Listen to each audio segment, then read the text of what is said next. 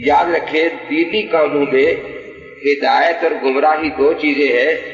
ہدایت کے بھی بنیادی اصول دو ہی ہیں، اجتہاد یا تقلید. یا خود دین کے مسائل میں پوری مہارت ہو اور اس دینی بصیرت کے ساتھ کتاب و سنت پر عمل کرے، اور یا جو ماہر لوگ ہیں ان کی تقلید اور ان کی تابعداری میں دین پر عمل کرے. اس لیے اللہ تعالیٰ فرماتے ہیں ان فی ذالک لذکری لمن کان لہ قلب او القی السمع وہو شہید، کہ یہ قرآن پاک اللہ کی طرف سے نصیحت کے لیے آیا ہے، لیکن اس سے نصیحت حاصل کرنے کے دو طریقے ہیں، تیسرا کوئی نہیں. یا تو خود اس کی پوری سمجھ ہو، دل میں بصیرت ہو، روشنی آ گئی ہو اور دین کی پوری سمجھ قرآن پاک کی آ گئی ہو، اور اسی اپنی بصیرت کے ساتھ جو اللہ کی طرف سے عطا ہوئی ہے اس قرآن پر عمل کرے. اور یا یہ ہے کہ جو دین کا ماہر ہے اس القی السمع وہو شہید، پورے دل کی پوری توجہ کے ساتھ اس کی بات کو اچھی طرح سمجھے اور پھر اس پر عمل کرے. جس طرح جس کی اپنی آنکھ ہے وہ اپنی آنکھ سے محراب دیکھ کر قبلے کی طرف رخ صحیح کر لے گا، اور جس کی اپنی آنکھ نہیں ہے، کوئی نابینا ہے، وہ دوسرے سے کہے گا کہ مجھے بھی میرا منہ قبلے کی طرف کر دو، اس لیے میں اب نماز پڑھنا چاہتا ہوں، تو اس کی نماز بھی ہو جائے گی. اسی طرح جس کی آنکھ روشن ہے اس نے اپنی آنکھ سے رمضان کا چاند دیکھ لیا تو روزہ فرض ہو گیا. لیکن جو خود نہیں دیکھا اس کو دوسرے سے پوچھے گا کہ آنکھوں والوں سے کہ چاند نکل آیا ہے یا نہیں، اور اس کی گواہی پر روزہ رکھے گا تو اس کا روزہ درست ہوگا. اسی طریقے سے گمراہی کتنی بھی پھیل جائے اس کی بنیادیں بھی دو ہی ہیں، ایک کا نام الحاد ہے، ایک کا نام بدعت ہے. الحاد اس کو کہتے ہیں جو چیز دین میں ثابت ہو اس کا انکار کر دینا.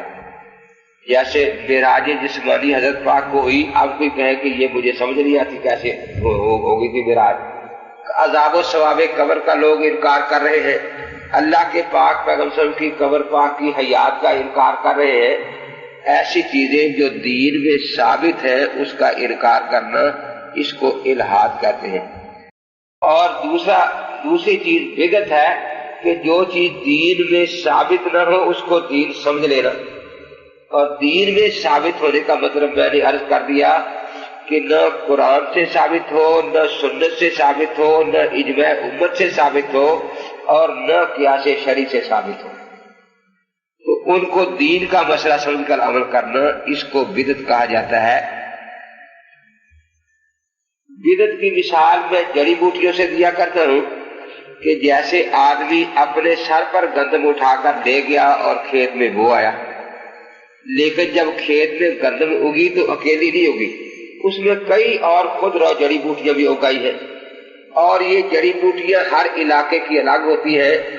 گندم پنجاب میں ہوئی ہے لیکن جڑی بوٹیاں اور ہیں، گندم بلوچستان میں ہوئی ہے لیکن جڑی بوٹیاں اور ہیں، گندم سرحد میں ہوئی ہے لیکن جڑی بوٹیاں اور ہیں، گندم سندھ میں ہوئی ہے اور جڑی بوٹیاں اور ہیں. اس طرح بدعات اور رسمیں اپنے اپنے علاقے کی الگ ہوتی ہیں. جو بدعات بلوچستان میں ہیں پنجاب والے ان کا نام بھی نہیں جانتے، اور جو پنجاب میں ہے سرحد والے ان کا نام بھی نہیں جانتے، لیکن سنت ساری دنیا میں ایک ہی ہوتی ہے. اس لیے اب زمیندار دیکھتا ہے کہ اتنی مہنگی کھاد ہے، اتنا مہنگا پانی ہے، لیکن زمین کی قوت گندم سے زیادہ جڑی بوٹیاں کھینچ کر لے جا رہی ہے، تو وہ پھر ایک ایک جڑی بوٹی کو جڑ سے اکھاڑ کر پھینکتا ہے تاکہ زمین کی پوری قوت گندم کو حاصل ہو اور گندم کی فصل اچھی ہو. لیکن ایسا کوئی نہیں دیکھتا کہ بھئی کوئی زمیندار ہو جو گندم تو اکھاڑ کر پھینکے لیکن جڑی بوٹیوں کی حفاظت کرے. اسی لیے جو الحاد ہے اس کی مثال میں کیڑوں سے دیا کرتا ہوں کہ کیڑے بھی فصل کو برباد کرتے ہیں، کوئی پتوں کو، کوئی ٹہنیوں کو، کوئی جڑوں کو برباد کر جاتے ہیں. تو ایسے کیڑے بھی دنیا میں ہیں جو دین کے ثابت شدہ مسائل کا انکار کرتے ہیں. کسی کیڑے کا نام مودودی ہے، کسی کا نام طاہر القادری ہے، کسی کا نام کیپٹن عثمانی ہے. یہ دین کے ثابت شدہ مسائل کا انکار کرتے ہیں. ہم اہل سنت والجماعت ہیں، सिरात मुस्तकीम के बारे में सूरह फातिहा में बिल्कुल वाज़ेह तौर पर बात आ गई, इहदिना सिरातल मुस्तकीम, ऐ अल्लाह हमें सीधे रास्ते पर चला। लेकिन यहाँ दुआ खत्म नहीं हो गई, क्योंकि सीधे रास्ते पर चलने के लिए राहबर की इंतहाई जरूरत होती है। इसलिए फरमाया कि ये भी दुआ मांगो, सिरातल लज़ीना अनअमता अलैहिम, या अल्लाह उन राहबरों की रहनुमाई में, उन राहबरों की तकलीद में हमें इस राह पर चलने की तौफीक अता फरमा जिन पर तेरा इनाम हुआ। अल्लाह ताला ने कुरान पाक में दूसरी जगह इन राहबरों की वजाहत फरमा दी कि वो 4 जमातें हैं, नबीयीन, सिद्दीकीन, शुहदा और सालिहीन।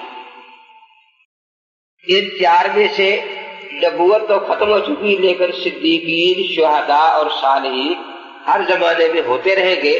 अलबत्ता पहले जमाने में ज्यादा थे ख्याल कुरून में, जो जो क़यामत करीब आती जाएगी इनमें कमी होती जाएगी। इसलिए अल्लाह फरमाते सुन्नतुम मिनल अव्वलीन व कलीलुम मिनल आखिरीन, कि पहले लोगों में तो इनके अंबों के अंबों होंगे, बहुत ज्यादा होंगे, लेकिन आखिरी उम्मत में ये लोग कम होते चले जाएंगे। तो इसलिए एक तरफ किताबुल्लाह है, सुन्नत रसूलुल्लाह है, दूसरी तरफ ये रिजालुल्लाह है। हमने सिर्फ अल्फाज देखकर फैसला नहीं करना, ये देखना है कि जिन अल्लाह वालों ने हमें कुरान पहुंचाया है वो कुरान पर अमल किस तरह कर रहे थे। इसी तरह हमने सिर्फ अल्फाज नहीं देखे, हमने हजरत पाक के अमली नमूने को देखा। इसी अमली नमूने को सुन्नत कहा जाता है। सिद्दीकीन भी कुरान का अमली नमूना है, शुहदा भी कुरान का अमली नमूना है, सालिहीन भी कुरान और सुन्नत का अमली नमूना है। तो हम जिस तरह कुरान में पढ़ते हैं अकीमुस सलात, नमाज कायम करो, लेकिन इन लफ्जों से हमें नमाज का पूरा तरीका नहीं मिलता। फिर हजरत पाक को देखते हैं कि हजरत कैसे नमाज अदा फरमा रहे हैं, तो हम कहते हैं कि जो हजरत नमाज अदा फरमा रहे हैं ये कुरान पाक की इसी आयत की तफसीर फरमा रहे हैं। तो इसलिए हमारे यहाँ अहले सुन्नत वल जमात के यहाँ तरीका कार किताब और सुन्नत पर अमल करने का यही है कि किताब और सुन्नत पर जिस तरह ये सालिहीन, सिद्दीकीन अमल करते चले आ रहे हैं, उनको सामने रखकर अमल किया जाएगा तो ये सही अमल होगा। और मिर्जा कादियानी की तरह खुद ही नए नए तर्जमे करके नए नए मसले कुरान से निकाल कर किसी मसले को कुरान के जिम्मे लगा दिया, किसी को हदीस के जिम्मे लगा दिया। तो इसलिए सीधा रास्ता वही है जो रिजालुल्लाह, अल्लाह वालों की ताबेदारी में तय होता है, और अल्लाह वाले हैं नबी, सिद्दीक, शुहदा और सालिहीन। अभी सूरत खत्म नहीं हुई, पर मैं गैर मग़दूब अलैहिम वलज़्ज़ालीन। तो जिस तरह हिदायत के 2 ही रास्ते थे, या खुद अल्लाह वाला हो या अल्लाह वालों के पीछे लग जाए।